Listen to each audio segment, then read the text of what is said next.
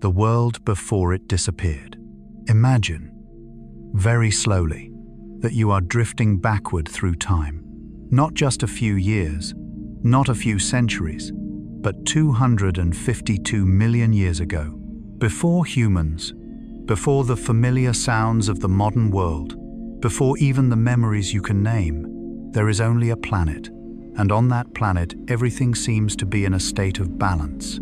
A vast supercontinent Pangaea stretches out like a single body, unbroken, undivided, just one continuous mass, quiet yet full of life.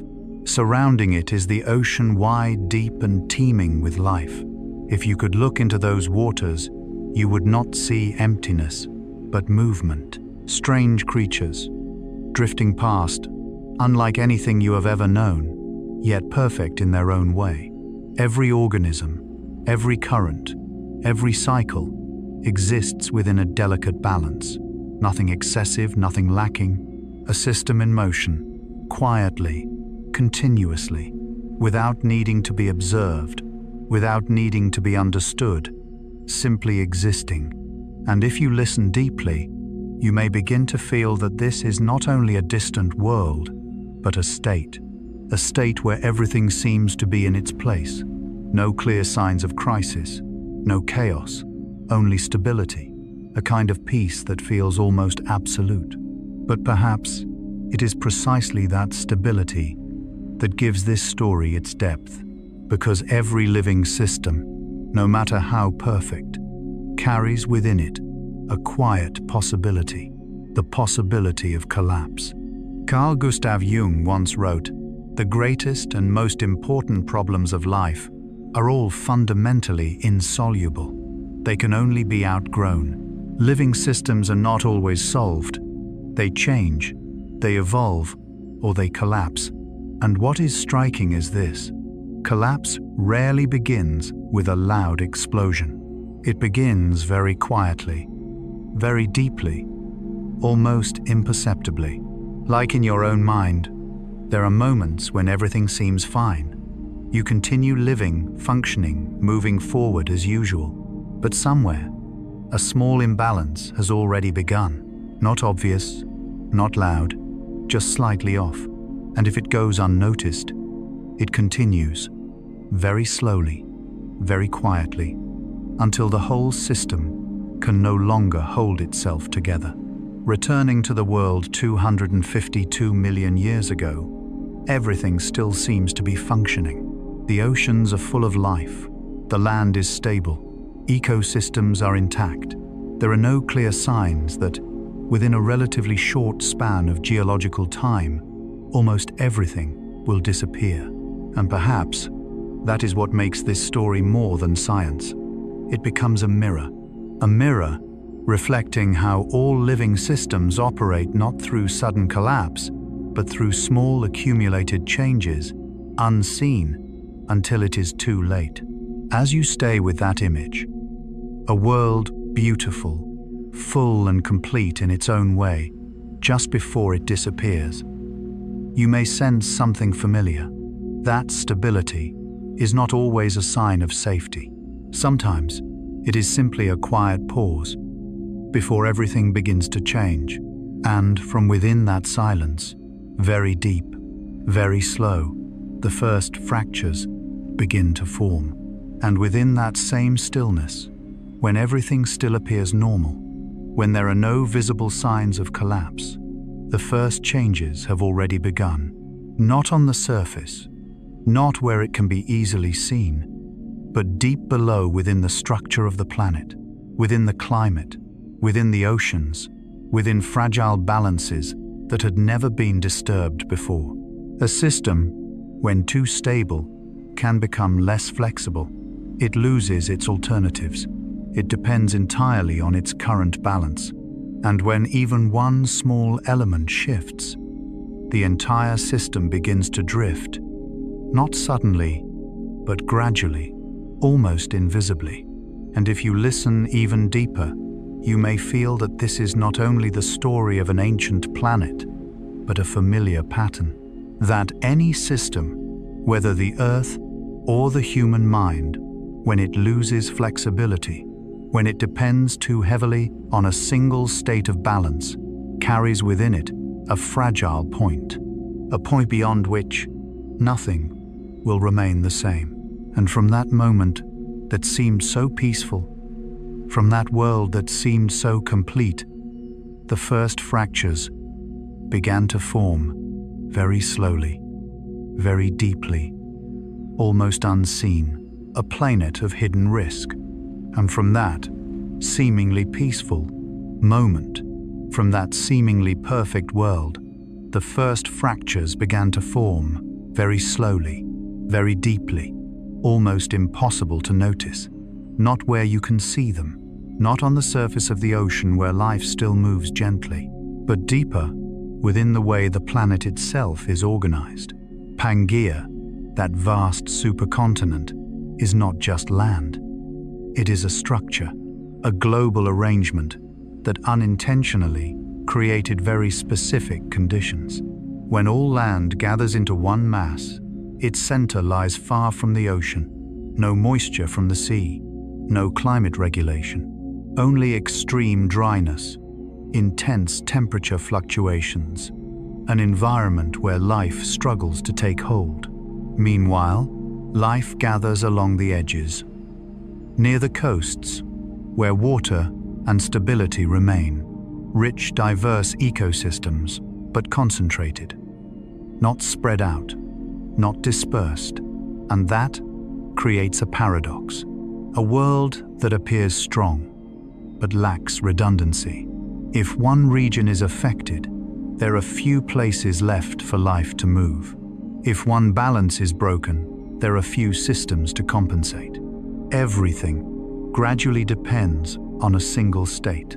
Carl Gustav Jung once wrote, "Every form of addiction is bad, no matter whether the narcotic be alcohol, morphine, or idealism. It is not only dependence on substances, but dependence on a single way of being. And when a system depends too much on its own stability, it begins to lose its ability to adapt." The Earth, at that time, was the same. The surface remained calm. The oceans were still full of life. But underneath, the structure was becoming less flexible, a system with fewer choices, fewer alternative paths.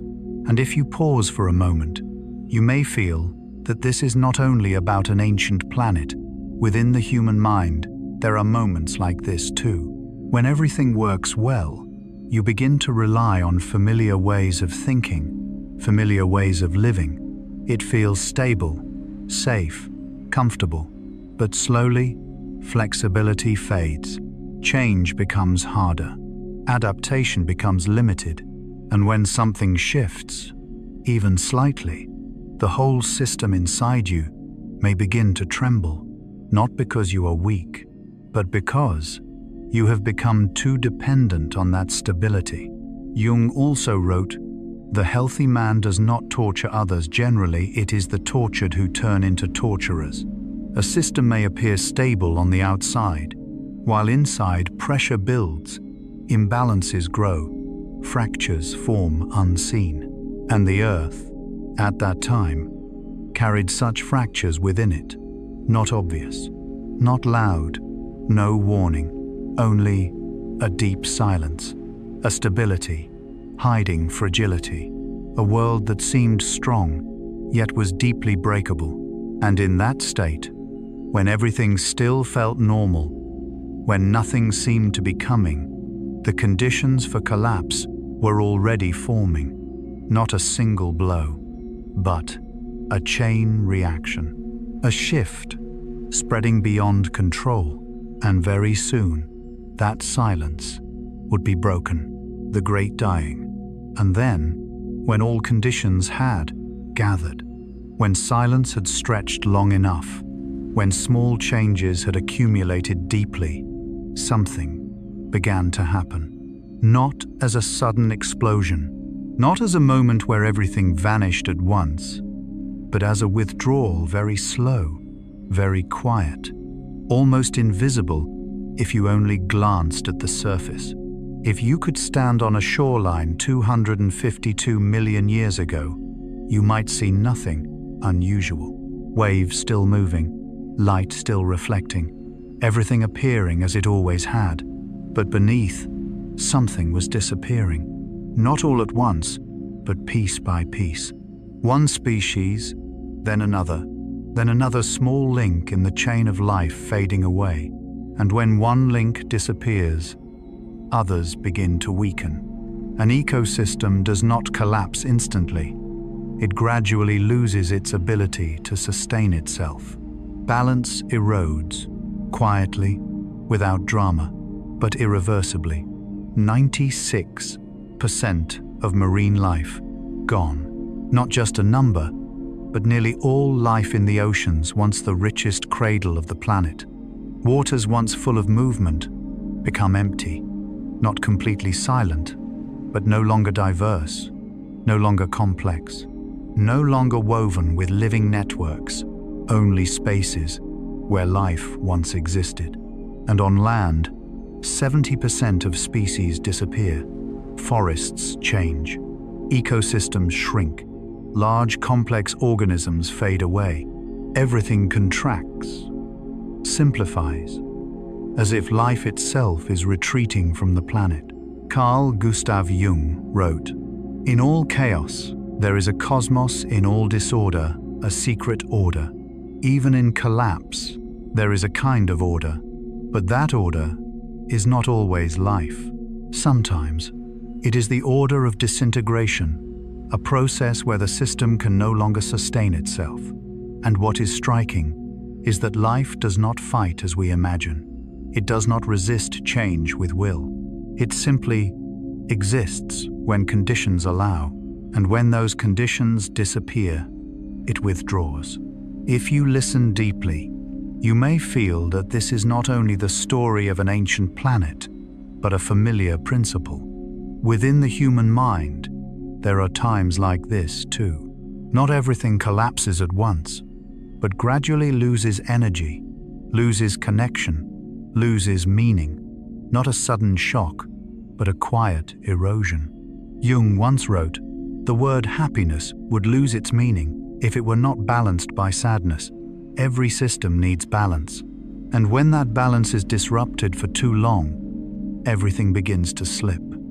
There is no single moment when you can say, it has ended. Only a process, a transition from life into silence. And perhaps the most unsettling part is not the scale of this extinction, but how it happened. No clear warning, no single moment of ending, just gradually. The world becoming emptier, quieter, simpler, until almost nothing remained. And yet, within that silence, within that vast emptiness, a question begins to emerge. Not a simple one, but something deeper. What truly caused all of this? Not a single cause, but a web of causes, layered, complex, and still not fully understood. A mystery without a final answer. And within that, silence. After life had withdrawn, something else began to appear. Not life returning immediately, not a clear explanation, but a question. A vast, deep question that even today has no complete answer. What truly caused all of this? Not one cause, not a single culprit we can point to and say, this ended that world. But many hypotheses, overlapping, interwoven, sometimes even contradicting one another. Science has tried to reconstruct that past, from rock layers, fossils, chemical traces buried deep within the earth. But the deeper we look, the more complex the picture becomes. Not clearer, but more layered. Carl Gustav Jung once wrote, "The more we know, the more we realize how little we understand." And perhaps that is the feeling here. The more we study, the more we see that what we know is only a small part of a much larger system. There are theories of massive volcanic eruptions altering the climate, of oceans losing oxygen, of toxic gases, of cascading chemical reactions over hundreds of thousands of years. But no single explanation can account for everything, and that is what makes this event a mystery. Not because we know nothing, but because we have too many pieces and cannot yet form a complete picture. If you listen deeply, this may feel familiar. Within your own mind, there are places like this too.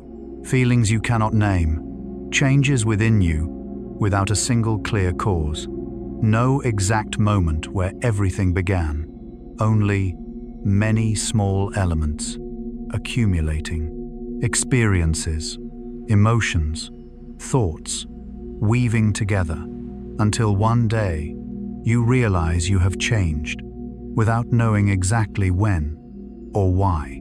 Jung once said, "Until you make the unconscious conscious, it will direct your life and you will call it fate." There are processes beneath awareness, not obvious, not direct, yet deeply influential. The Earth, at that time, was the same. Changes did not happen where they could be easily seen, but deep within, in the atmosphere, in the oceans, in the crust. Slow processes, continuous, accumulating, and together they formed something greater than any single cause. Not a cause, but a system of causes, a network. And when a network loses balance, you cannot fix just one point to restore the whole, because the problem is not in one place. It is in how everything is connected. And perhaps this is the deepest insight of all, that the world does not operate through isolated causes, but through relationships. And when those relationships become too complex, too sensitive, too interdependent, a small change can ripple outward and grow until the entire system transforms. Science, even now, continues to follow those traces, not searching for a single answer, but learning to accept that there may never be a simple one, and that is not failure. It is understanding that some phenomena are too vast, too intricate to be explained by one cause alone. And if you stay with that feeling, without needing to resolve it, you may notice a quiet kind of peace. Not the peace of knowing, but the peace of not needing to know completely. That sometimes, to see the complexity is already a form of understanding, and from that complexity, something else begins to emerge. Not an answer, but a direction. That to understand what happened, we must look at each fragment, each trace, each quiet signal, left behind by the Earth itself, and slowly, patiently, we move closer, not in one leap, but step by step, just as this story continues to unfold. And perhaps the first pieces are already there, deep within the Earth, where the planet has preserved the silent traces of that great collapse, the crime-scene geological evidence, and from that acceptance that some things cannot be explained by a single cause, the story begins to guide us somewhere else, not toward hypotheses, not toward speculation, but toward traces, what remains, what the planet has kept, like a silent memory. If you can imagine, standing before an ancient cliff, it is not just rock, it is time, each layer, a moment, each stratum, a chapter in the story of the Earth. No sound, no moving images, and yet, everything that has ever happened is there. Rock is not just matter, it is a memory that cannot speak, but cannot be erased.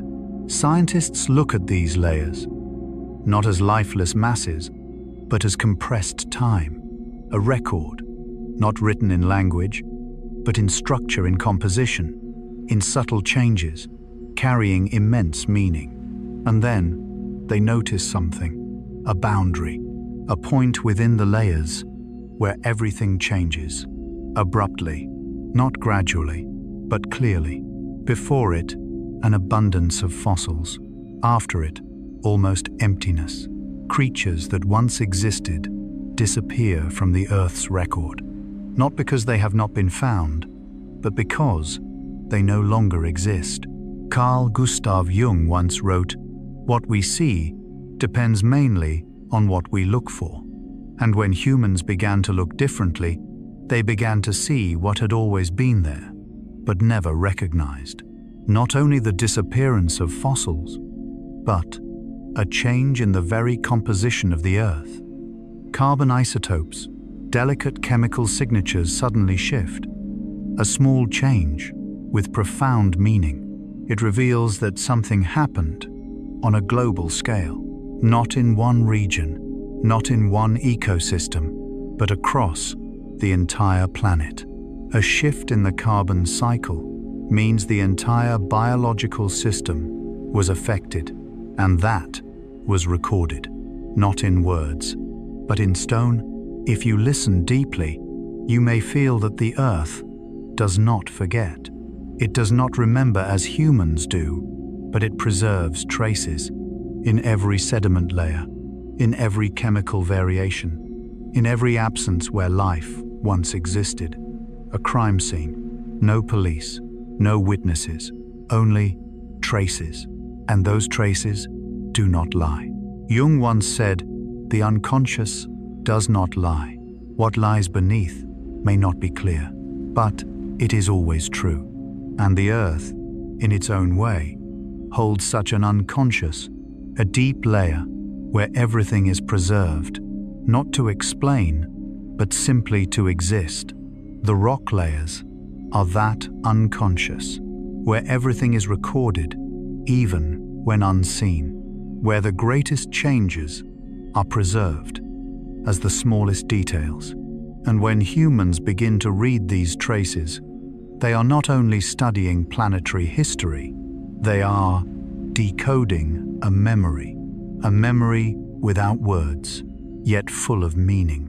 And what is striking is this: these traces do not only show that something happened, they show that it happened very quickly. In geological terms, a sudden shift, a transition, not over hundreds of millions of years, but within a much shorter span, where life moved from abundance to near emptiness. And as you stay with that image, a line in stone, where life stops, you may feel something very deep, that every system, no matter how vast, can reach a point where it can no longer continue as before. A turning point, a threshold. And once that threshold is crossed, everything changes.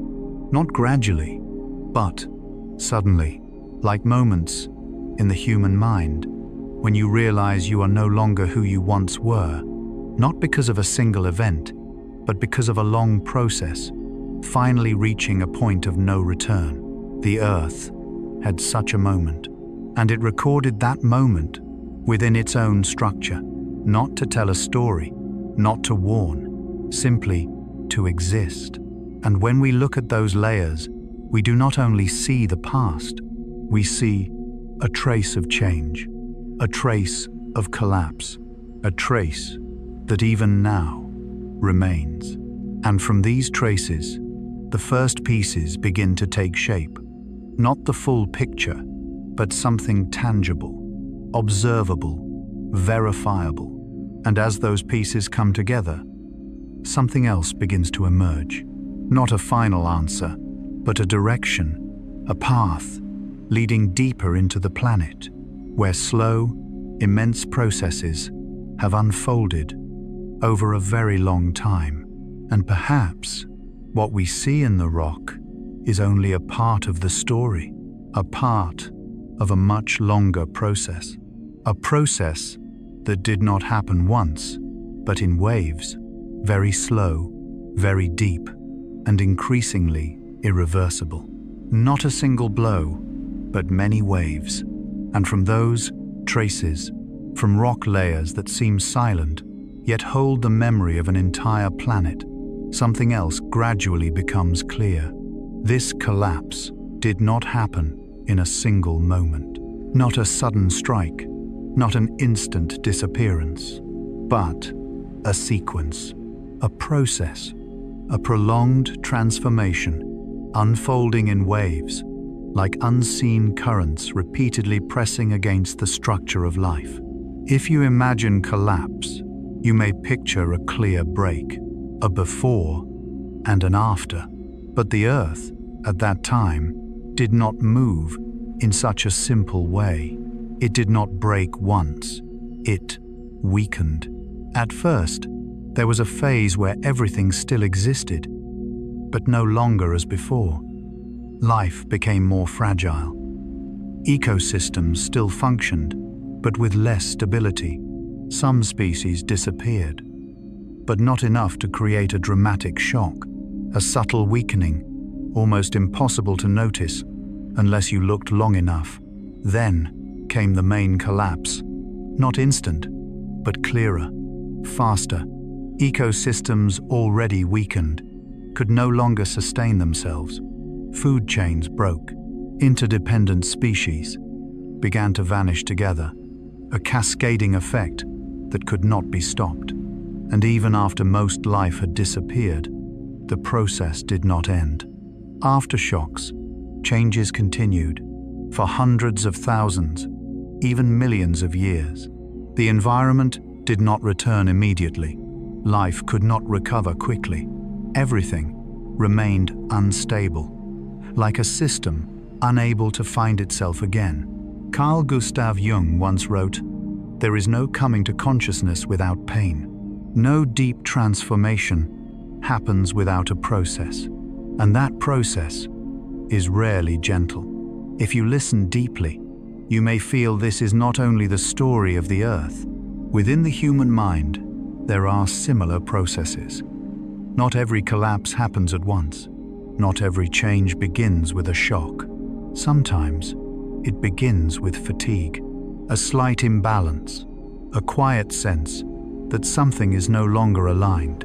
Then a moment comes when everything becomes undeniable. You cannot continue as before, and even after you have passed through, the echoes remain.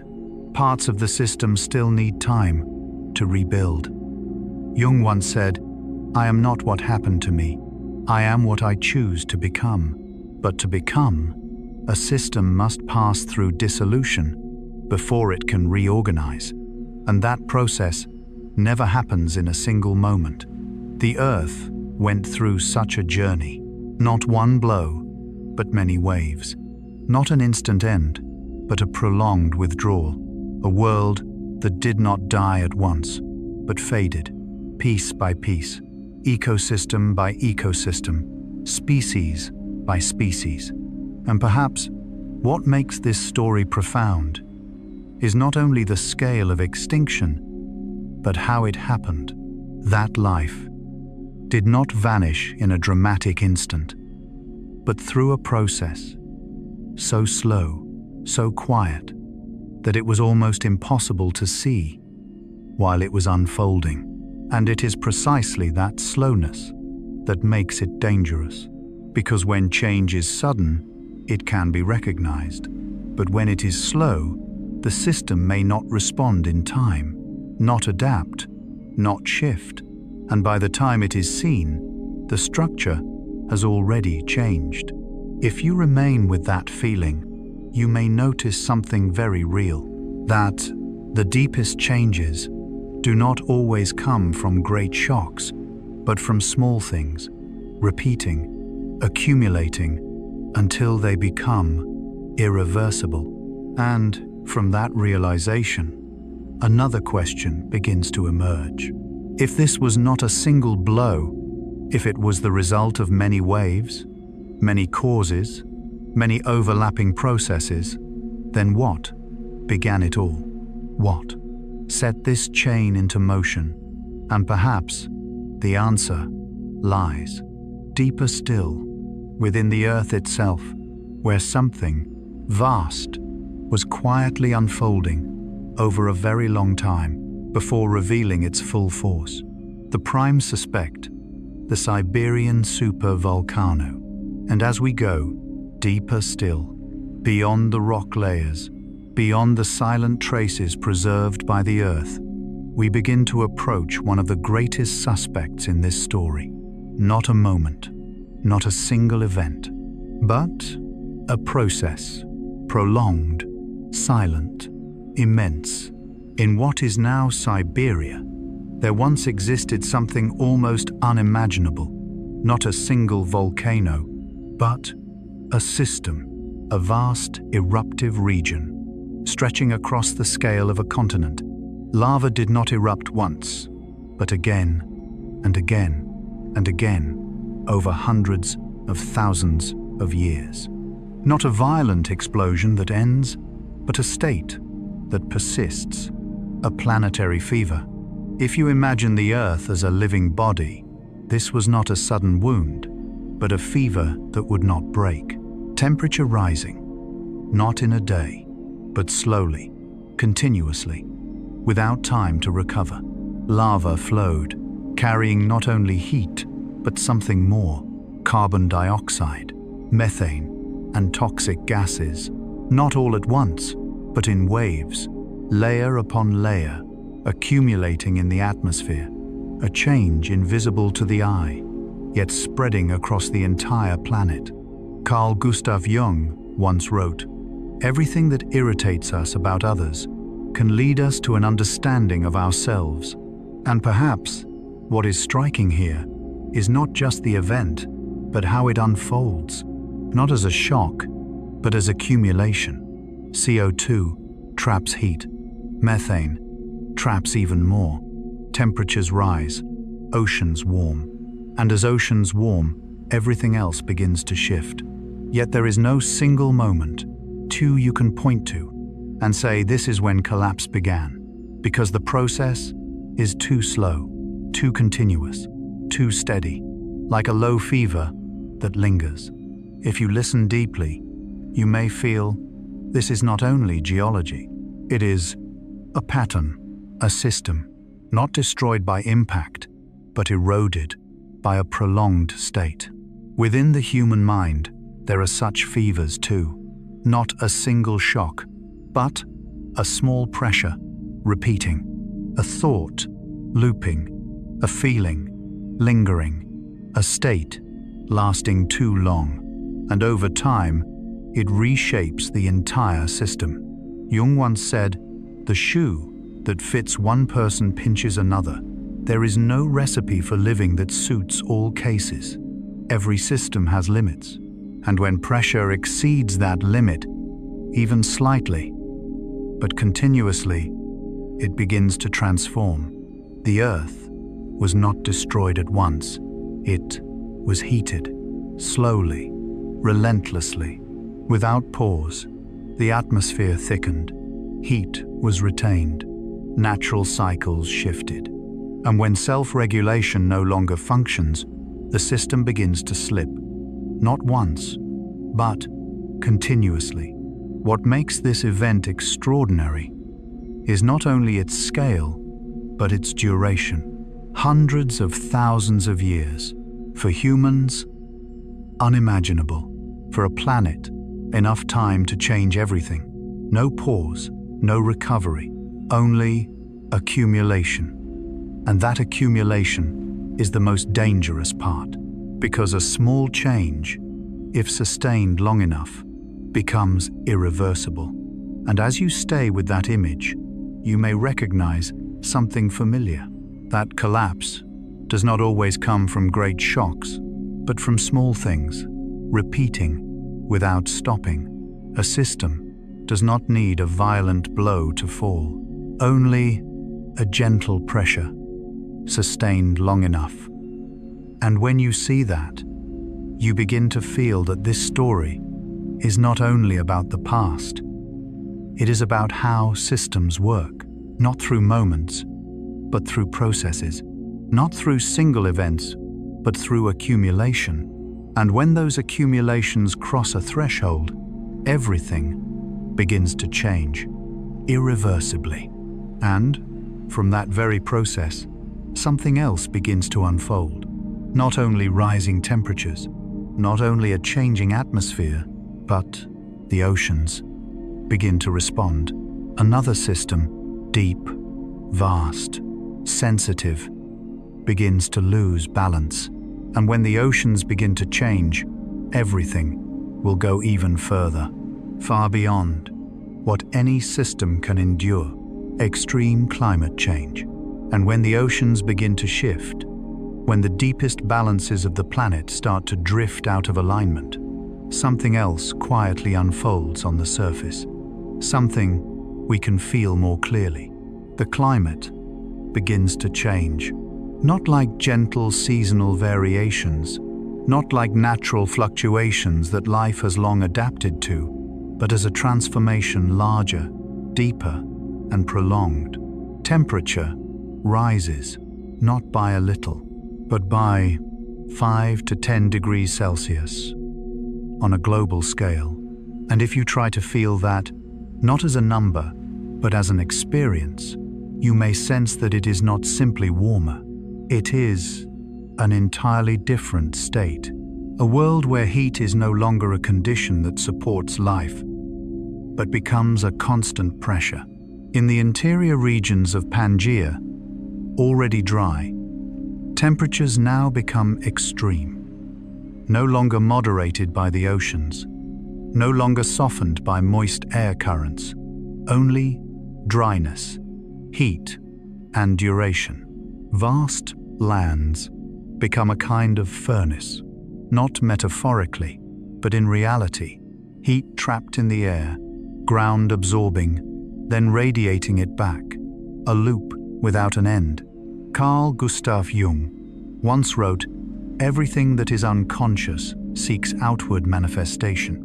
And perhaps what had been accumulating deep within the planet gas heat pressure was now expressing itself outwardly as climate, forests begin to dry, not disappearing at once, but slowly losing their ability to sustain themselves.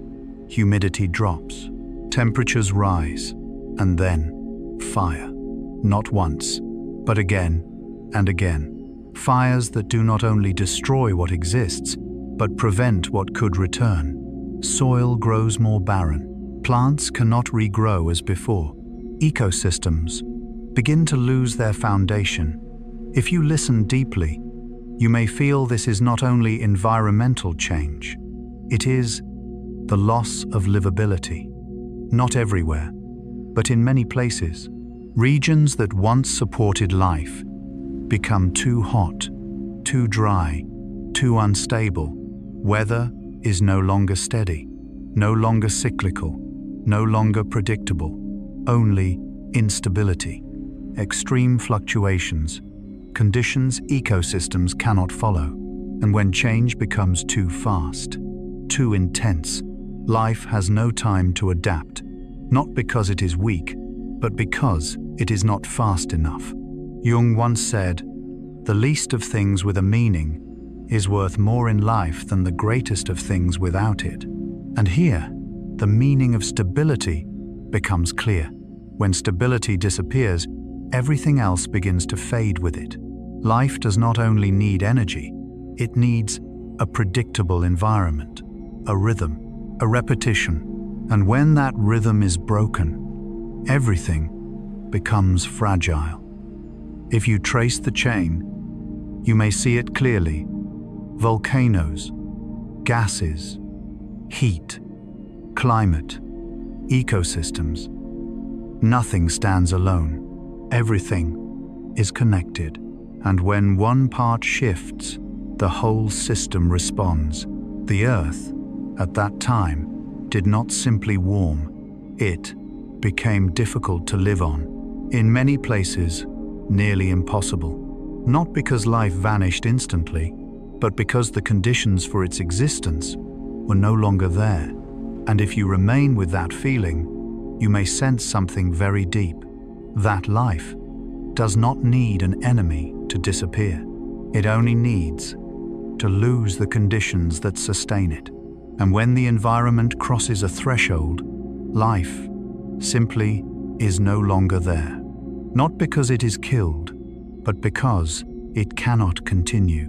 And this reflects something deeply familiar in human experience, that there are states where it is not that you have failed, but that the environment around you no longer supports you, no longer nourishes, no longer allows you to exist as before. And when that happens, you do not disappear, but you are no longer who you were. The Earth passed through such a state where many regions were no longer places for life, not briefly, but for long stretches of time. And when the climate shifts that far, another system begins to respond even more strongly. Not on land, but beneath the water, where life was once most abundant, and where the next changes will be even deeper and even harder to reverse. The ocean stops breathing, and when the changes at the Prild.O surface have accumulated long enough, when climate is no longer stable, when land begins to weaken, the story drifts downward to a place deeper, quieter, and far more crucial. The ocean, once the cradle of life, once the keeper of balance, now begins to change in a very different way, not through violent waves, but through silence. Water warms, a seemingly small shift with profound consequences. As water warms, its ability to hold oxygen decreases, which means the same ocean now contains less dissolved oxygen. And for organisms that depend on oxygen, this is not just a change, it is a limit, a threshold. And when that threshold is crossed, life begins to struggle. But that is only the beginning. As temperatures change, the ocean no longer mixes as before. Layers begin to separate. The upper layer, warmer, lighter. The deeper layer, colder, heavier. Between them, circulation weakens. The ocean becomes stratified. If you imagine the ocean as a body, this is like blood no longer flowing freely. No exchange, no balance. A system divided. Carl Gustav Jung once wrote, "The greatest and most important problems of life are all fundamentally insoluble. They can only be outgrown. But to outgrow, a system needs flow. And when flow is blocked, the question is no longer how to solve, but how long it can endure." In the deep waters, where oxygen was already scarce, it now nearly disappears. Anoxia, a state without oxygen. For many marine organisms, this is a boundary. No air to breathe, no energy to sustain life. And when oxygen vanishes, something else emerges. Microorganisms that do not need oxygen begin to thrive. They produce hydrogen sulfide, a toxic gas, a gas that not only kills marine life, but can rise into the atmosphere, affecting life on land. Eocinia, an ocean, not only without oxygen, but toxic. If you stay with that image, you may feel a deep shift. The ocean is no longer a place that nurtures life. It becomes an environment against life, not by intention, but because conditions have changed. And when conditions change, its role changes with them. Jung once said, "Man needs difficulties.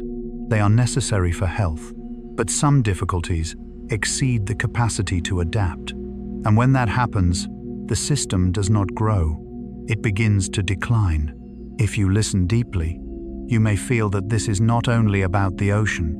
It is a symbol, a system that loses circulation, where parts no longer connect, where what is toxic accumulates without release, gradually becomes unlivable. Within the human mind, there are similar states.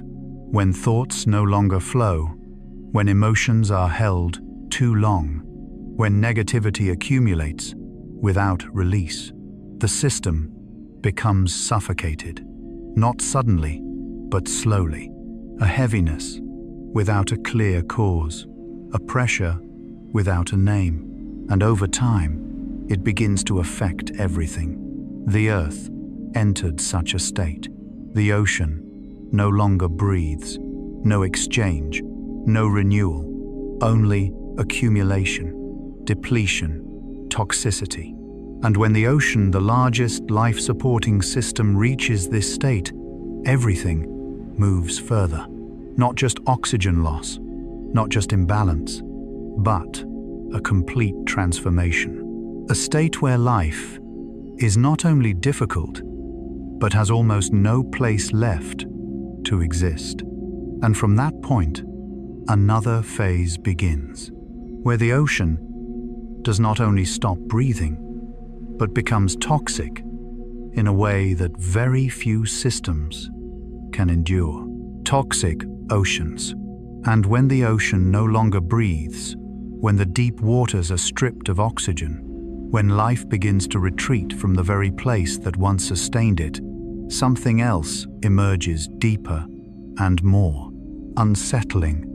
Not just absence, but replacement. Not only the loss of livable conditions, but the rise of an environment that resists life. Hydrogen sulfide, an invisible gas, carrying a quiet, devastating force. At first, it appears only in the deep waters, where oxygen has nearly vanished. Anaerobic microorganisms, forms of life that do not require oxygen, begin to thrive. They are not evil, not harmful by intention. They simply exist as the environment allows. But what they produce is something most life cannot endure. Hydrogen sulfide accumulates, not quickly, not loudly, but continuously. And when the ocean becomes stratified, when layers no longer mix, these toxic zones are not diluted, not dispersed. They expand, layer by layer, region by region, until it is no longer a local phenomenon, but a state. Carl Gustav Jung once wrote, "Where there is no consciousness, there is no world." And when a system loses its ability to exchange, loses its flow, it drifts into something like unconsciousness, no awareness, no response, only automatic processes, unfolding without adjustment. The ocean, now, is no longer a living system. It becomes a chemical environment, and hydrogen sulfide begins to rise, not only beneath the water, but into the atmosphere. If you remain with that image, you may sense that the boundary between ocean and sky is no longer protective. What happens below begins to shape the air above. Hydrogen sulfide can damage the ozone layer, a thin, fragile shield, yet essential for life. And when that shield weakens, light is no longer gentle. It becomes another pressure, another force, pushing the system closer to its limits. But what makes this stage profound is not only toxicity, but transformation. As familiar organisms disappear, other forms of life emerge. Sulfur-based photosynthetic bacteria take the place of earlier ecosystems, and the ocean may have changed color, no longer blue, but purple, a purple ocean. Not imagination, but a scientific possibility. An ocean where life does not vanish completely, but changes in nature, from complexity to simplicity, from diversity to uniformity, from balance to dominance by a single form. Jung once said, "One does not become enlightened by imagining figures of light, but by making the darkness conscious." And here, Darkness is not symbolic, it is real, a state where light still exists, but no longer sustains life as before. If you listen deeply, you may feel this is a turning point. The ocean does not only lose its ability to nurture life, it becomes something else entirely, a system no longer meant for what once lived within it. And when a system changes that deeply, life cannot adapt in the usual way, because there is no common ground, no foundation, no path back. And if you look inward, you may recognize something familiar. There are moments in the human mind when it is not only balance that is lost, but the entire inner environment shifts. Thoughts, feelings, patterns no longer resemble what they once were, not by choice, but because the system itself has changed. And when the system changes, everything within it changes as well. The Earth reached such a state where the ocean, once a source of life, became toxic, not briefly, but for a long time. And as this state continues, as toxins accumulate, as ecosystems fail to recover, something else begins. Not only the disappearance of organisms, but the dissolution of structure itself.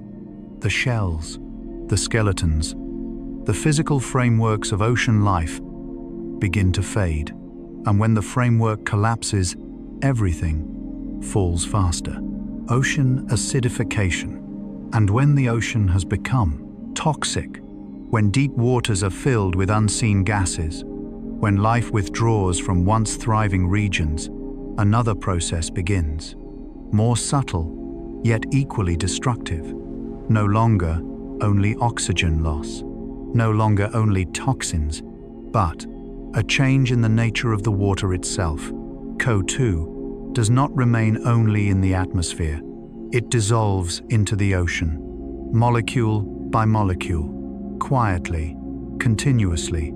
And when CO2 dissolves, it forms acid, a small shift at the chemical level, but with vast consequences for life.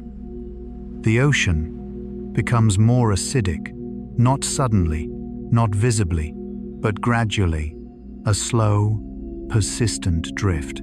Carl Gustav Jung once wrote, "The unconscious is not just evil by nature, it is also the source of the highest good."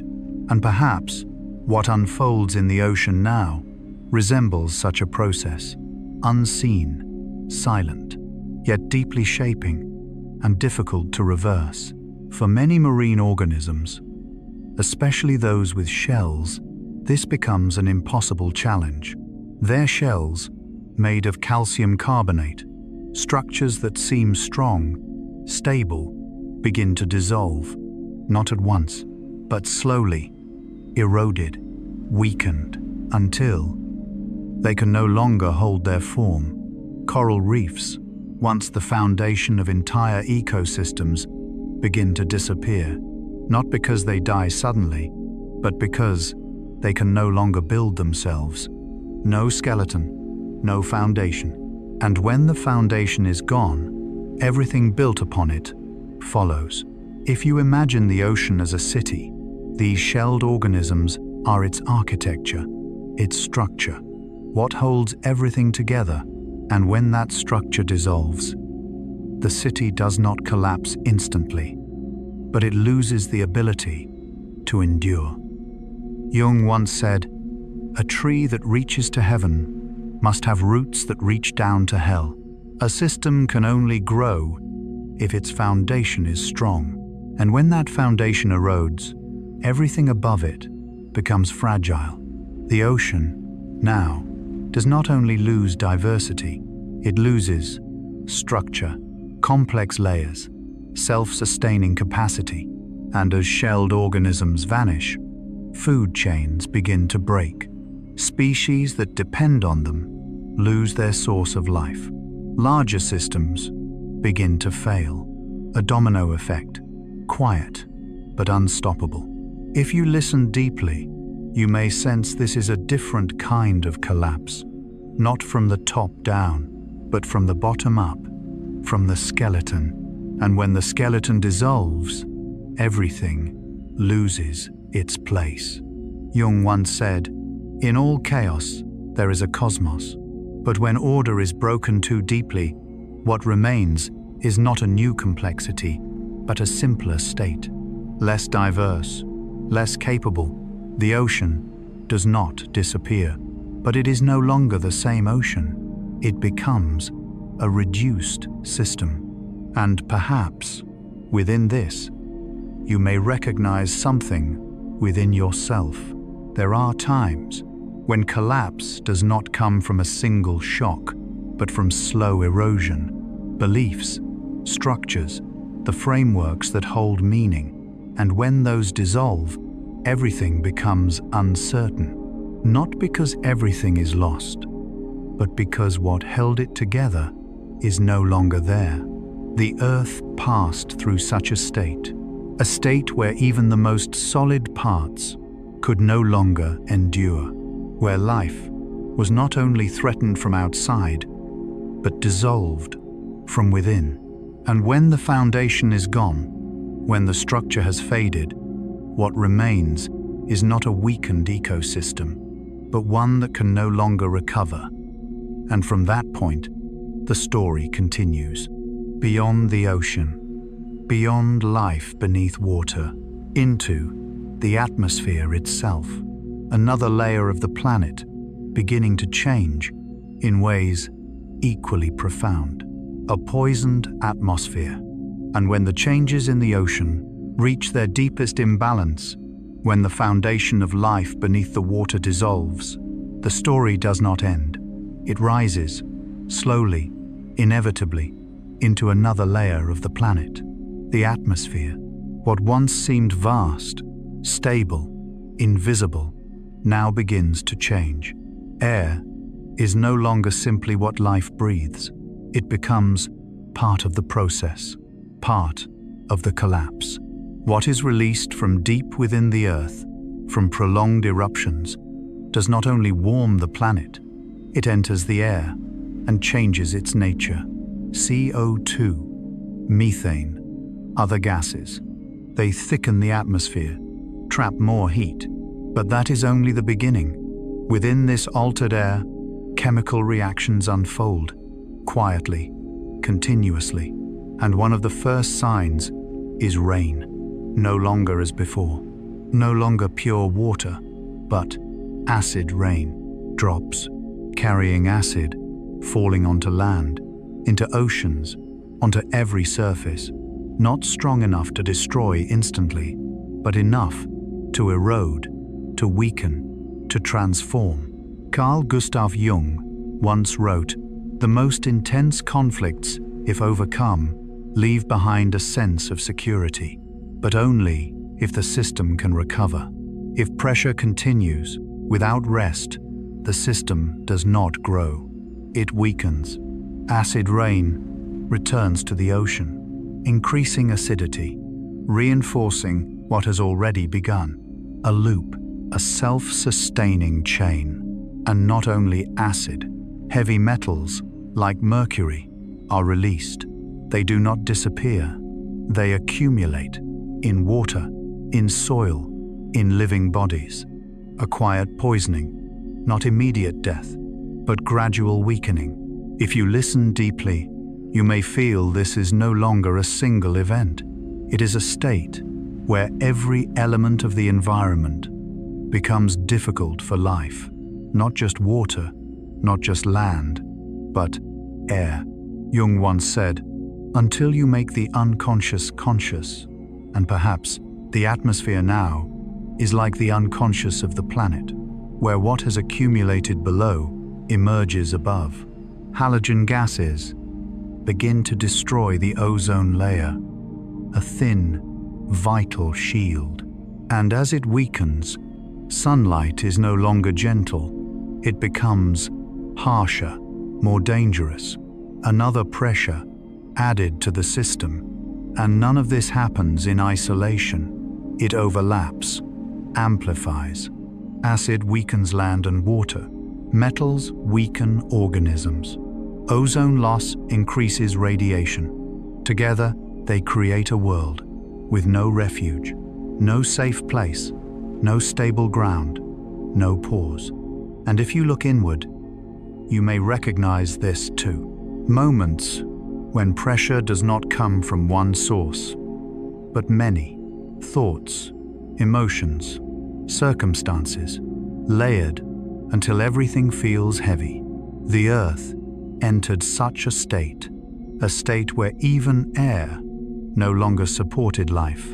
And when air fails, when water fails, when land fails, life has no foundation left.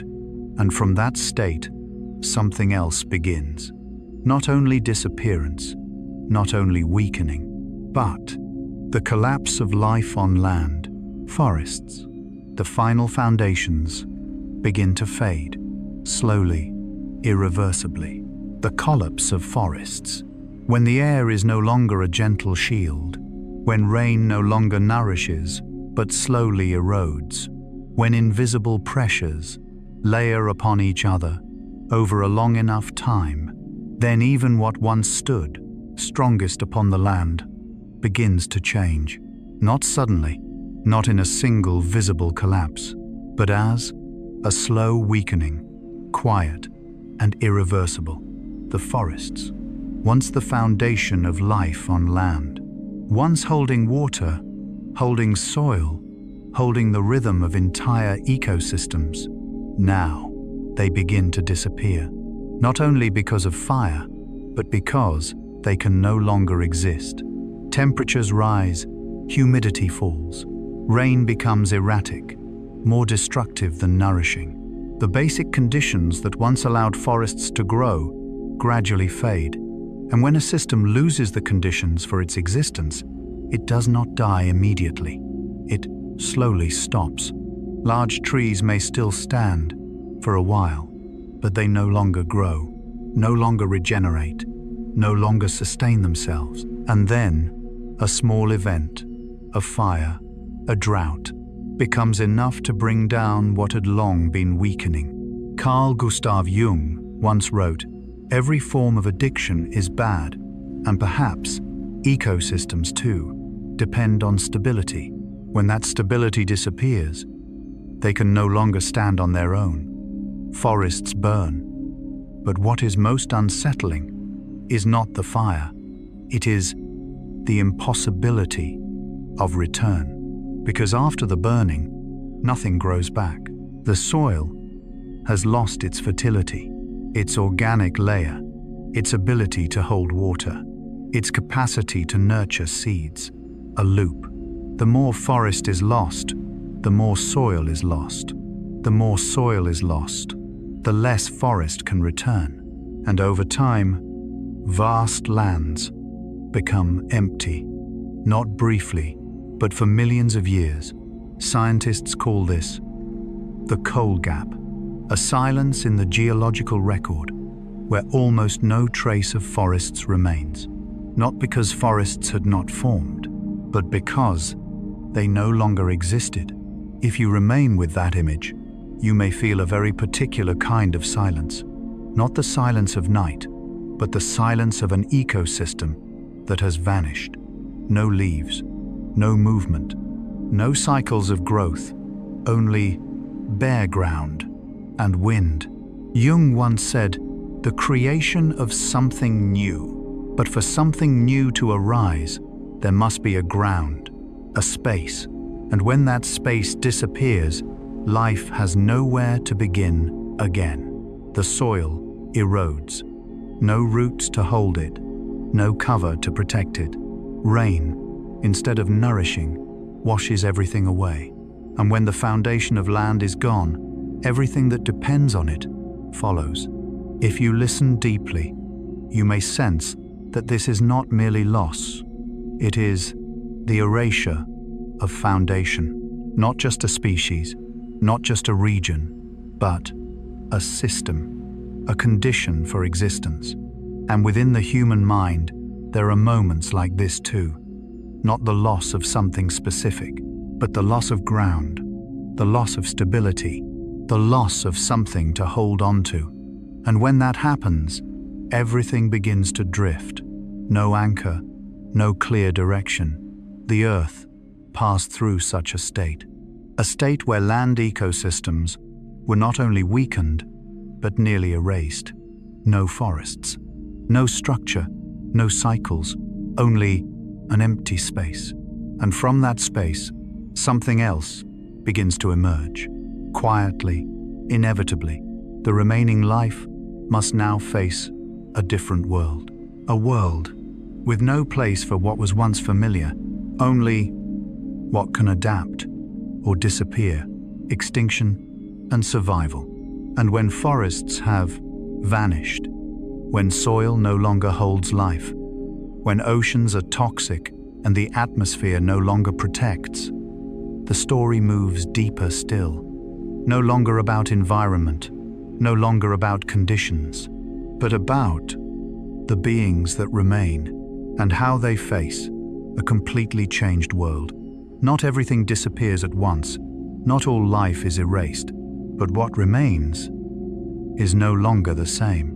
Large organisms, those evolved for a stable world, begin to vanish. Not because they are weak, but because they are too specialized. They depend on precise conditions, specific food, stable ecosystems, and when those conditions disappear, they do not have time to change. They cannot adapt fast enough. Carl Gustav Jung once wrote, "I am not what happened to me, but in nature, choice does not always exist. Some changes come faster than adaptation, and in such moments, life is not about will, but about flexibility. Smaller organisms, simpler forms, remain, not because they are stronger, but because they depend on less. They do not need complexity, do not require stability, do not rely on abundance. They can exist in gaps, in harshness, in conditions once uninhabitable, and that allows them to survive. If you look closely, you will see a clear shift from complexity to simplicity, from diversity to limitation, from stability to flexibility. The ecosystem does not vanish entirely, but it is reduced, condensed. Only what can endure remains. Jung once said, "The privilege of a lifetime," but in collapse, becoming oneself is no longer growth. It is selection. What does not fit disappears. What can endure remains. And what remains is not what was best for the old world, but what is sufficient for the new one. If you listen deeply, you may feel this is not an ascent, but a return to simpler forms, less dependent structures, a system with less depth, but still a trace of existence. And in the human mind, there are moments like this, when everything becomes too complex, too heavy, too difficult to maintain. We do not expand, we reduce, we simplify, we return to what is essential, not because it is better, but because it is what remains. The Earth entered such a state, a world no longer rich, no longer diverse, but still alive, only through what could endure. And within that, there is a quiet truth. Life does not need perfection to continue, only enough flexibility. And yet, this truth carries something else, that when a system collapses, it does not preserve what is most beautiful. It preserves what can endure. And from that state, the story continues. Not into recovery, not into abundance, but into a deeper unfolding, where every part of the planet is no longer separate, but begins to collapse together. Cascade of systemic collapse. When life has been reduced to its simplest forms, When complex ecosystems no longer exist, something deeper becomes visible. Not the story of parts, but of the whole. Because at that time, the Earth is no longer a collection of separate environments. It is a network, a system, where everything is connected. Soil is no longer just soil. It shapes rivers. Rivers carry everything from land, and the ocean responds to all that arrives. A chain, a flow, a system with no true boundary. When forests vanish, soil is no longer held. No roots, no structure. Rain falls, and the land is washed away. Not grain by grain, but in layers. What once supported life becomes mud, flowing into rivers. Carl Gustav Jung once wrote, "Everything that irritates us about others, perhaps the earth is not being destroyed from outside, but reflecting its own imbalance." Rivers become carriers, not only of water, but of soil, minerals, and disruption. And when nutrients flood into the ocean, they no longer balance, they become excess. And in the ocean, this excess triggers something else. Algae bloom, not in small patches, but across vast surfaces. At first, it seems like life, but in truth, it is imbalance. Because as algae grow, they consume oxygen, and when they die, decomposition consumes even more. A loop, a self-sustaining chain, with no stopping point. Jung once said, "There is no coming to consciousness without pain." And here, balance itself is that awareness. When it is lost, the system must change. But sometimes, the change exceeds what can be endured. The ocean, once again, falls into oxygen loss. But now, not only from heat, but from what the land has sent into it: connection, propagation. If you listen deeply, you may sense that these are no longer separate events, no longer forest, ocean, atmosphere, but one system, one network where every part affects another. And when one part collapses, others follow, not directly, but through connection. And in the human mind, there are such systems too. A thought shapes a feeling shapes an action reinforces the thought, a loop, and when that loop turns negative, it sustains itself. The earth entered such a loop. Soil erodes, changing rivers. Rivers carry change to the sea. The sea reacts, creating new conditions, and those conditions feed back into the whole. No part stands alone. No part is safe. No part is untouched. Jung once said, "In all chaos there is a cosmos, but that order is not always one that supports life. Sometimes it is simply what remains." And when you see the whole picture, you may realize something quiet, yet profound. This collapse does not require a single cause, not one blow, but a chain, a cascade, a system pushing itself to its limit. And once that limit is crossed, nothing more is needed. The system collapses on its own. And in that realization, there is a strange stillness, not chaos, but inevitability. When everything is connected, every change spreads. And when that spreading reaches a certain depth, there is no return. The earth crossed that threshold, a threshold beyond recovery, only continuation. And from there, a new question gently arises. Not what caused all of this, but was it the combination of many small forces that created an ending almost inevitable, a perfect storm, not from one source, but from many, interwoven, until together they carried the planet to its edge. The Meteorite hypothesis discarded. As the full picture slowly reveals itself, as land, water, air, and life are no longer separate but move together in the same direction, a natural question arises within the mind. Could all of this have begun from a single moment, a collision, an unexpected event from beyond, a meteorite falling from the sky, changing everything at once? It is an idea, not unfamiliar. In Earth's history, there have been such moments. A meteorite, an impact, a sudden shift, a clear cause, leading to a clear result. A story, easy to understand. But this time, the story is not so simple. Scientists have searched.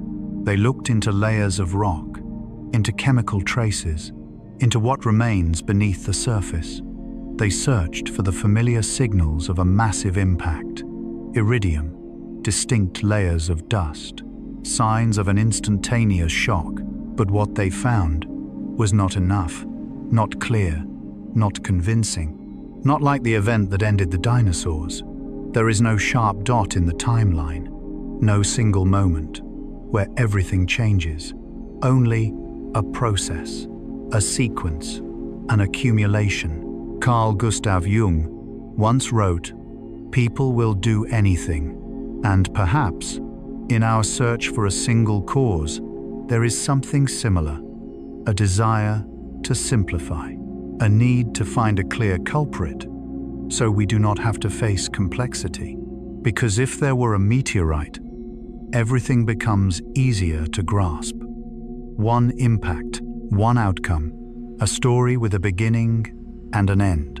But if there is no meteorite, then what remains is a system collapsing upon itself, a process without a center, without a single cause, but rather many small factors coming together. Jung once said, "The pendulum of the mind oscillates," and here, truth is not about choosing between yes or no. It is about understanding that even if there were an external trigger, it would not be decisive. A meteorite, if present, would be only a minor element, a fragment within a much larger picture, not the primary cause, not the beginning, not the force that determines the outcome. And that changes everything about how we see this catastrophe. Because if a meteorite caused it all, then it is an accident, a random event, something nearly unavoidable. But if there is no meteorite, then it means the system reached its own limit, step by step, quietly, without noise. But without stopping, if you listen deeply, you may sense a different meaning within this. It is no longer the story of a single blow, but the story of accumulation, small changes, repeated, imbalances, uncorrected, reactions, uncontained, until the system can no longer hold itself. And in the human mind, there are processes like this as well.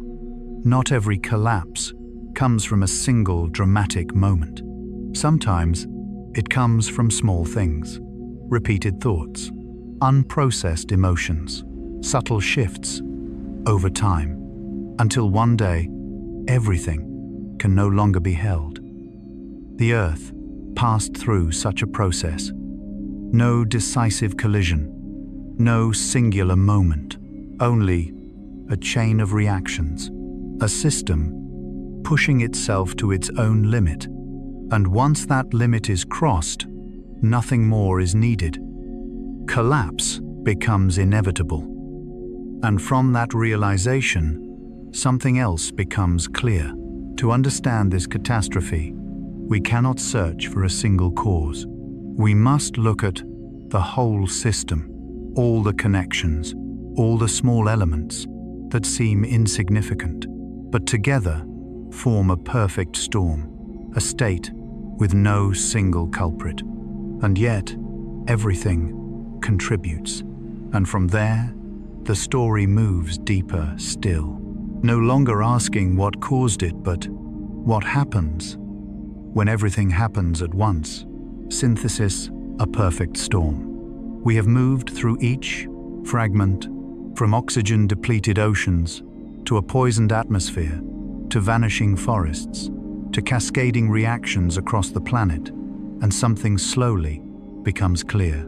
There is no single cause, no decisive moment, no single blow that explains everything. Instead, there is convergence, a coming together, a perfect storm, not a storm in the ordinary sense that comes and goes, but a state where many forces coexist, interact, and amplify one another.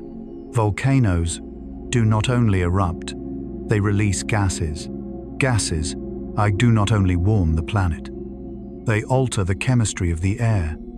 The atmosphere does not only trap heat, it creates acid rain, weakening land and water. The land does not only erode, it carries imbalance into rivers. Rivers do not only flow, they transport, connect, propagate. And the ocean does not only receive, it reacts, amplifies, and returns harsher conditions. And all of this does not happen separately. It happens together, layered, interwoven, mutually reinforcing. Carl Gustav Jung once wrote, "The greatest and most important problems. Perhaps this catastrophe is not a problem that can be solved by a simple answer. It is a process that can only be understood when we see its full complexity. If you isolate each element, nothing seems sufficient. Volcanoes alone, not enough. Climate change alone, not enough. Ocean anoxia alone, not enough. But when they converge, they become a system where each part not only exists, but drives the others. A self-reinforcing loop." Jung once said, "Until you make the unconscious conscious, perhaps this perfect storm is like the unconscious of the planet. No central control, no intention. Yet everything unfolds according to its own logic, a logic of accumulation, of amplification, a logic that cannot be reversed once a threshold is crossed. If you listen deeply, you may feel that what is most unsettling is not the strength of each element, but the way they combine. A small factor may seem insignificant, but when it meets another, it changes. And when many factors converge, they do not simply add, they multiply, a non-linear effect, a system that cannot be understood by examining its parts alone. And in the human mind, there are such storms as well. Not a single negative thought causing everything, not a single emotion collapsing the whole, but a combination, a thought, meeting a memory, meeting a circumstance, meeting an emotional state, and together they create something difficult to control. The Earth entered such a state. No single cause, no single culprit, only many elements, interconnected, and that connection creates collapse. Jung once said, "In all chaos, there is a cosmos, and within this perfect storm, there is also an order. Not the order of life, but the order of a system that has moved beyond equilibrium. Once that system forms, it no longer needs external force. It sustains itself, amplifies itself, continues on its own, and that is what makes it profound. Not because it is powerful, but because it cannot stop. If you pause just for a moment, you may feel a strange stillness, not loud chaos, but inevitability. Once all conditions have converged, the outcome cannot be otherwise. The Earth was not destroyed. It shifted into another state, a state where complex life no longer fit, a state where only what is simple, flexible, could remain. And from that point, a new phase begins. Not immediate recovery, not a return to abundance, but a long passage of time where the planet learns to find its balance again.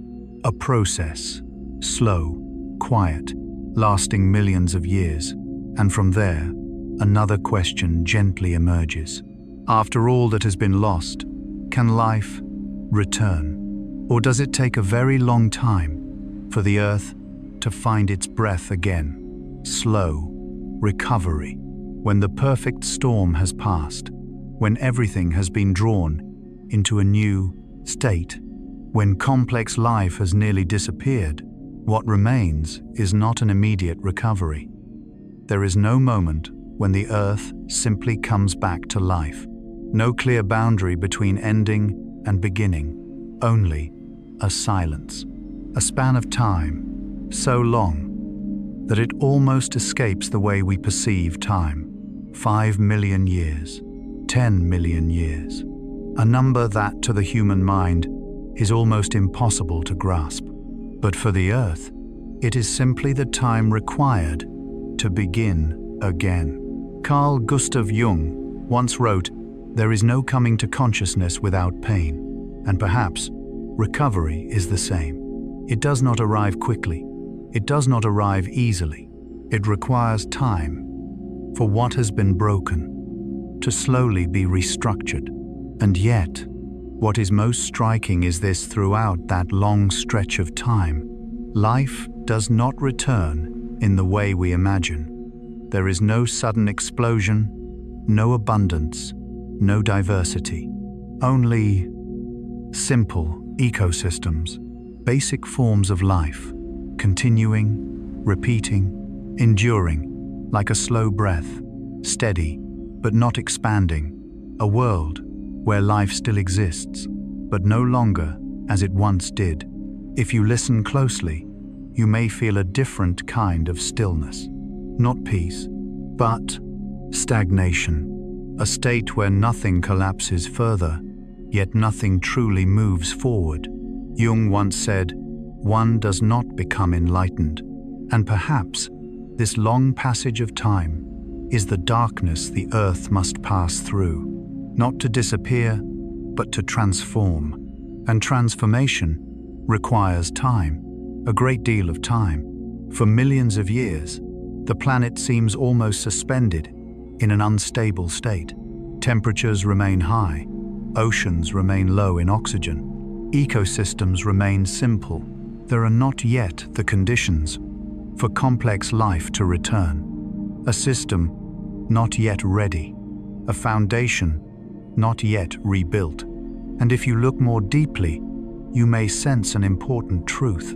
Life does not only need to exist, it needs a suitable environment, a structure, a foundation. And when those are not yet present, life cannot grow. Within the human mind, there are similar states. Not every upheaval is followed by immediate healing. Not everything returns to what it was. Sometimes we exist, but we do not grow. We continue, but we do not expand. A state between existence and living. The Earth passed through such a state. No further collapse, but not yet renewal. A long silence. A process, slow, almost imperceptible, if seen only for a moment. Jung once said, "The shoe that fits one person pinches another," and perhaps there is no formula for the recovery of a planet. It does not follow human expectation. It unfolds in its own way, in its own time. If you pause and truly feel, you may sense something very gentle. Recovery is not a return to the past. It is a beginning again, and that is always slow, always requires time, always requires patience. The Earth did not return to its former world. It created a new one. But before that world could emerge, it had to pass through a phase, empty, simple, extended. And within that quiet span, new conditions slowly formed. New structures began to appear. New forms of life prepared for transition. But all of it unfolded very slowly, very quietly, very deeply. And when you look at the whole process, you may realize something essential. Life can return, but it never returns as it was. And from that point, the story begins to shift. No longer about collapse, no longer about loss, but about emergence. A world entirely new, a world built from what remains, yet no longer shaped by the past. And from there, a gentle question arises. After all that has been lost, what will be born next? A new world after the catastrophe, as that long silence of millions of years slowly passes, as the planet gradually finds a new kind of balance. Something subtle begins to happen. Not the return of the old world, but the emergence of something entirely different. Not loud, not sudden, but little by little, new organisms that begin to appear. Not the old forms returning, but forms of life never seen before. They carry no memory of the past. They do not depend on structures that no longer exist. They belong to another age. Carl Gustav Jung once wrote, "What we call the beginning is often the end, and perhaps this moment is the clearest expression of that truth. The end of nearly all life is not a final point, but a beginning, yet a beginning not continuous with the past, a beginning built from what remains. If you look more deeply, you may see that this new ecosystem is not a restored version. It is an entirely different structure. The organisms that survived do not merely persist, they become the foundation for what comes next. From simple forms, a new evolutionary process begins. Slow, quiet, but unstoppable.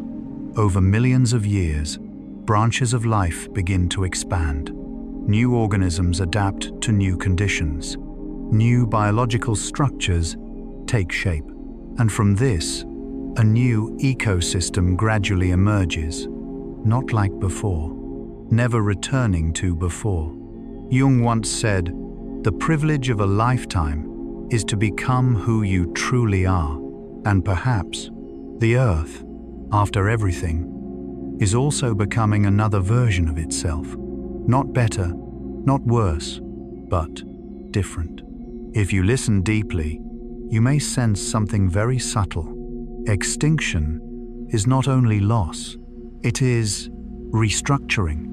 An old system erased, so that a new system may form, not immediately, not easily, but inevitably. In that new world, life evolves in entirely different directions. The creatures that will one day become dinosaurs begin as small, unnoticed branches. No plan, no intention, only adaptation, change, continuation. Jung once said, "We cannot change anything until we accept it." And perhaps the Earth has accepted its loss, not trying to return, not trying to rebuild the past, but moving forward in an entirely new way. And if you look at this through the lens of the human mind, you may see a familiar reflection. There are moments when everything collapses. Old structures disappear. What once felt stable is gone. And in those moments, we often want to go back, to restore, to return. But the truth is, that does not happen. What happens instead is reconstruction. A new version of ourselves slowly takes shape. Not the same as before, but still ourselves. The Earth, after that catastrophe, followed such a path. Not returning, not repeating, but creating something new. If you pause and feel, you may notice something very gentle. In every ending, there is a possibility, not to go back, but to begin again, in a different way, a different form, a different path. And from there, the story gently comes to its close, no longer about collapse, no longer about recovery, but about understanding, a quiet realization that what has happened is not only a story of the past, but a reminder, something that still concerns us right now, in the way we exist on this very planet. And from that awareness, one final question begins to emerge, not about the past, but about the present, and about ourselves, about how we are living within a system just as deeply connected, and whether we can notice the small changes before they become another perfect storm. A warning from the past. We arrive at the final part of this journey, after quietly passing through oceans that stopped breathing, forests that disappeared, atmospheres that became poisoned, and a span of silence so long it almost feels endless. What remains is not a simple answer, not a single cause, not a clear conclusion, but a feeling, a realization, very gentle, yet very deep. That catastrophe did not begin with a single blow. It did not arrive like lightning, not a single moment, but a chain of reactions, one small thing leading to another, one subtle change, accumulating, then spreading, until the entire system could no longer hold its balance. Carl Gustav Jung once wrote, "Everything that irritates us about others can lead us to an understanding of ourselves." And perhaps, when we look into the past of the Earth, we are not only observing a planet, we are looking at ourselves. Because in life, there are collapses like this as well, not always with a clear cause, not always with a decisive moment. Sometimes, everything changes very slowly, very gently, almost impossible to notice. A small habit, a repeated thought, an emotion that is never heard, and all of it accumulates until, one day, we realize everything is different. The Earth, 252 million years ago, went through such a process, not a single blow, but a sequence, not instant destruction, but withdrawal. Life did not disappear all at once. It left, little by little, species by species, ecosystem by ecosystem, layer by layer of life, until the world became quiet. A quiet, not of peace, but of absence. Jung once said the word happiness would lose its meaning if it were not balanced by sadness. And perhaps life is the same. We only truly understand its value when we see what happens when it nearly disappears, when oceans no longer move as they once did, when forests no longer regenerate, when the air no longer nourishes, when the planet becomes almost silent. If you pause and truly listen, you may feel something very deep, that life is more fragile than we think, not because it is weak, but because it depends on balance, a very delicate balance, between temperature, between gases, between water, between countless small factors, where if only a few shift too far, the entire system can collapse. And this does not happen instantly. It happens when a threshold is crossed, a point after which nothing can return as it was. Jung once said, "In all chaos, there is a cosmos, in all disorder, a secret order." And even within that catastrophe, there was an order, not the order of life, but the order of a system that had shifted into another state, Once that state is established, it sustains itself, extends itself, until enough changes occur for something new to emerge. And at this point, a deeper understanding begins to form that what is most frightening is not the collapse itself, but our failure to notice it as it begins. Because it is not loud, not sudden, not obvious. It unfolds in silence, in small changes, in things that seem unimportant, until everything has crossed a limit and cannot return. If you listen very gently, you may realize this story does not belong only to the past. It is a reminder, something very soft, yet still echoing, that all living systems have limits, and that balance is not something guaranteed, but something fragile. And yet, this story does not end in darkness, because after everything, life returned. Not quickly, not as it was, but it returned. And that carries a very quiet comfort, that even when everything collapses, even when the world grows silent, somewhere there is always a possibility to begin again, very slowly, very quietly, but real. And as you lie there, in the stillness of the night, perhaps you can feel something familiar, the sound of silence, a sensation as everything begins to slow, softer, deeper, and perhaps, somewhere deep within, you understand that this story is not only about the earth, but about how all living systems exist, how they change, how they collapse, and how they begin again. Life does not disappear all at once. It leaves little by little until the world becomes quiet. And then, very slowly, it begins again. We arrive at the end of this journey.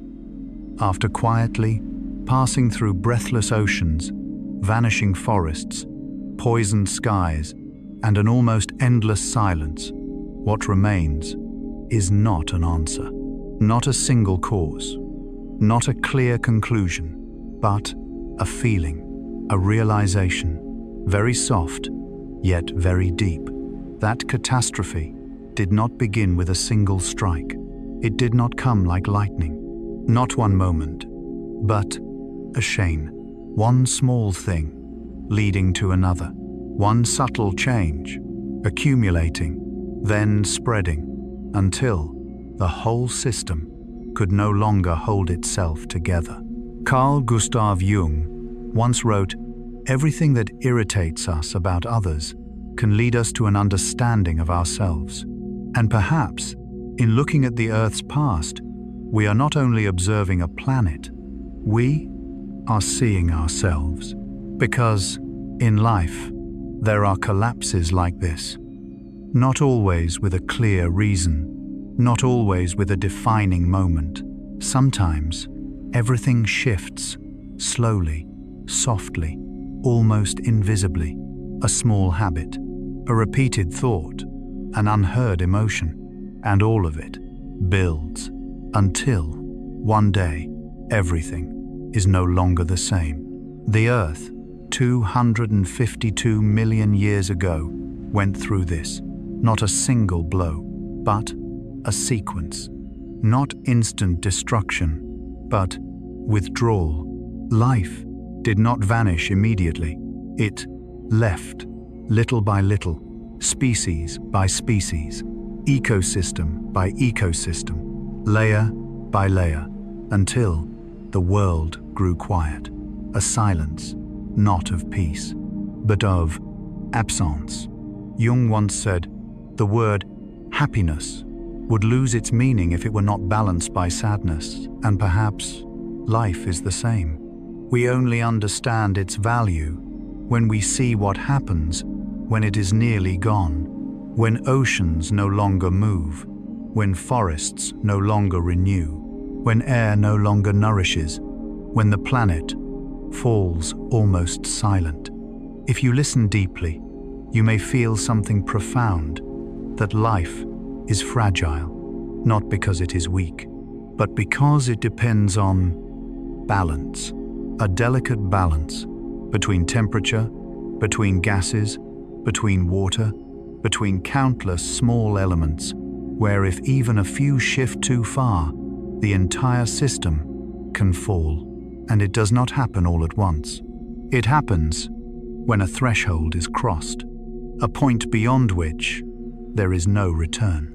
Jung once said, "In all chaos, there is a cosmos, in all disorder, a secret order."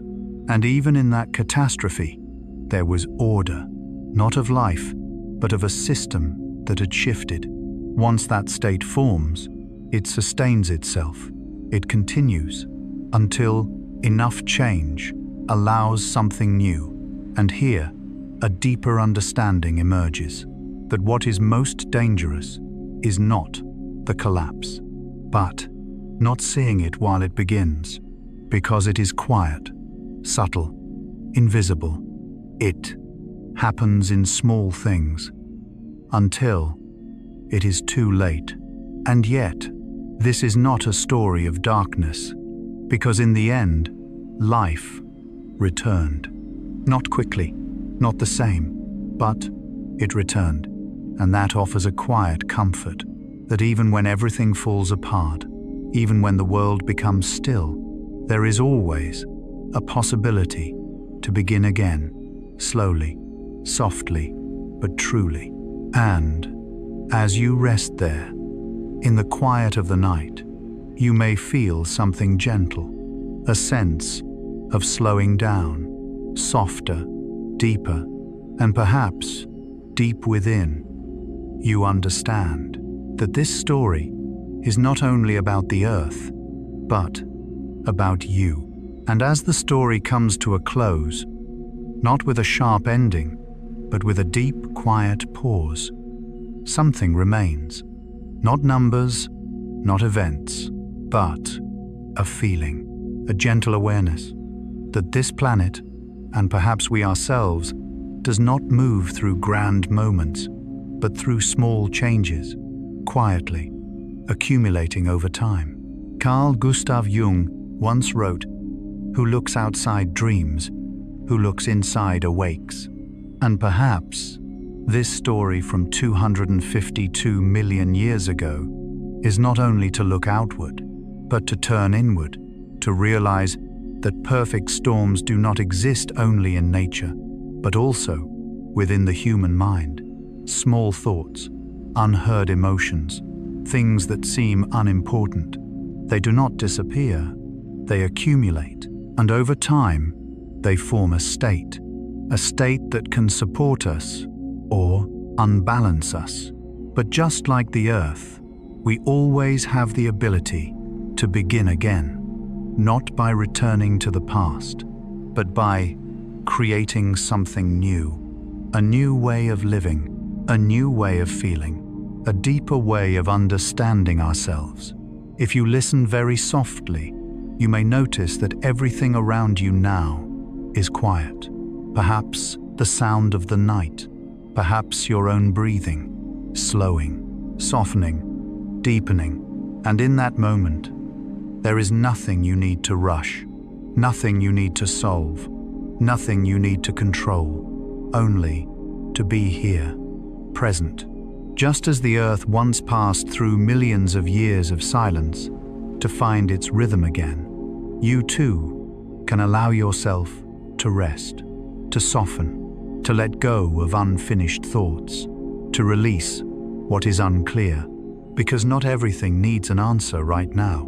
Some things need time, some things need stillness, and some things can only be understood when you allow yourself to slow down. If you are still here, listening, perhaps you have traveled far, not only through a story, but through a journey from life to collapse, to renewal, and finally, back to yourself.